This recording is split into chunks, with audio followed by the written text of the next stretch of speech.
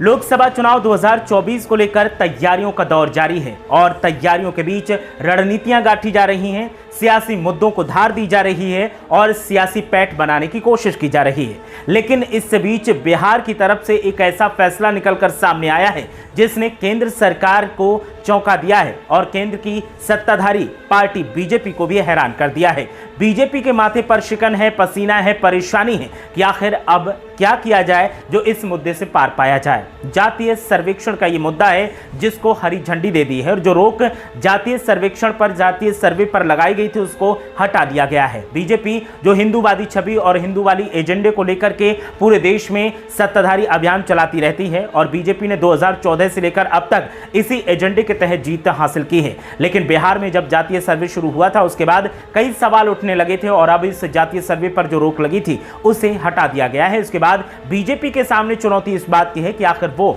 अब कौन सी रणनीतियां ऐसी गांठे जिसके जरिए विरोधियों को रोकने में वो कामयाब हो पाए। क्षेत्रीय दलों की अगर बात की जाए तो जातीय मुद्दा उनके लिए सबसे बड़ा मुद्दा होता है क्योंकि इसके सहारे क्षेत्रीय दल काफी फायदा कमाते हैं और इसी के चलते अब बिहार में जैसे ही जातीय सर्वे से रोक हटी है उसके बाद से क्षेत्रीय दलों की तरफ से अलग अलग प्रतिक्रियाएं सामने आ रही हैं, जिसमें उत्तर प्रदेश भी शामिल है। उत्तर प्रदेश में बीएसपी हो, समाजवादी पार्टी हो, दोनों ही दलों की तरफ से इस मामले पर अपनी राय दी गई और अखिलेश यादव ने इस फैसले का स्वागत किया है कि जातीय सर्वे से रोक हटा दी गई है। उत्तर प्रदेश के पूर्व मुख्यमंत्री अखिलेश यादव ने अपनी राय देते हुए कहा कि जातिगत जनगणना होनी चाहिए और ये एक बेहद अहम मुद्दा है क्योंकि किस आधार पर आरक्षण का वर्गीकरण किया जाना चाहिए, किस आधार पर आरक्षण में हिस्सेदारी होगी, इसके आंकड़े अगर नहीं होंगे तो कैसे आरक्षण उन लोगों तक पहुंचेगा जिन्हें इसकी बेहद जरूरत है। पूर्व मुख्यमंत्री मायावती ने भी कुछ ऐसा ही कहा है। आपको बता दें कि नेताओं को जातीय सर्वेक्षण, जातिगत जनगणना की मांग क्यों करनी पड़ती है और ये नेताओं के लिए क्यों जरूरी है, तो ये इसका एक बड़ा अहम कारण है। इसके जरिए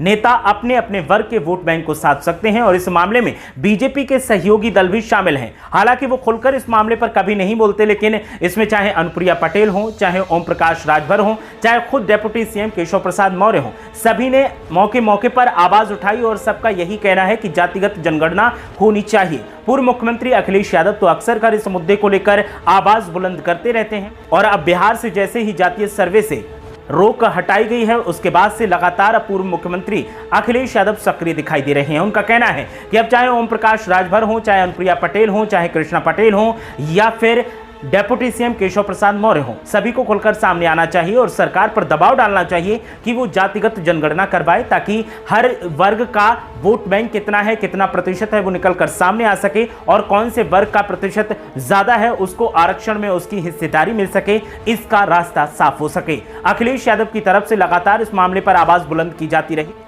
और वक्त वक्त पर तमाम विरोधी दलों की तरफ से भी अखिलेश यादव के प्रति समर्थन जताया जाता रहा है। बात की जाए अनुप्रिया पटेल की तो एक बार उन्होंने भी अखिलेश यादव का खुलकर समर्थन किया था और डेप्यूटी सीएम केशव प्रसाद मौर्य ने भी इस मामले पर हाँ में हाँ मिलाई थी और एक बार फिर अखिलेश यादव इस मामले में आवाज बुलंद करते दिखाई दे रहे हैं और मायावती भी इस मामले में अखिलेश यादव के साथ सुर में सुर मिला रही है। अखिलेश यादव और मायावती की तरफ से जैसे जातिगत जनगणना को लेकर आवाज बुलंद की जा रही है, क्या इस पर राज्य सरकार सहमति देगी, क्या इस पर केंद्र सरकार की सहमति बनेगी, वो तो आने वाला वक्त बताएगा। लेकिन फिलहाल आप बताइए कि क्या जातिगत जनगणना की मांग उचित है, क्या जातिगत जनगणना होनी चाहिए, क्या ये जरूरी है? आपकी राय क्या है? हमें कमेंट करके जरूर बताएं।